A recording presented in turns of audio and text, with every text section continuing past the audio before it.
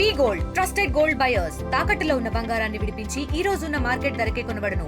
మరిన్ని వివరాలకు సంప్రదించండి 7771077720.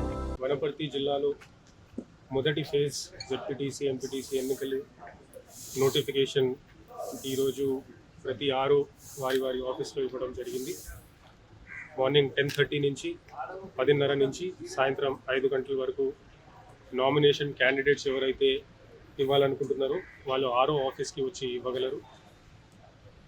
ఈ ఫేజ్ 1లో 71 ఎంపీటీసీలు, అదేవిధంగా 8 జెడ్పీటీసీలు ఎన్నికలకి వెళ్ళడానికి సిద్ధంగా ఉన్నాయి.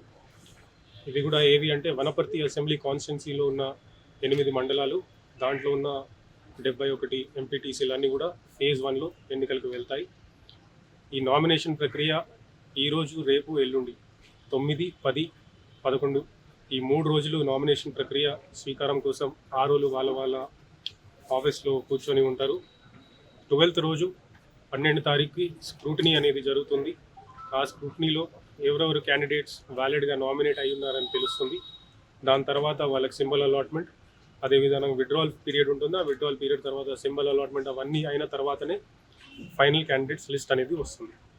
మొదటి ఫేజ్ పోలింగ్ డేట్ వచ్చేసి 23 అక్టోబర్.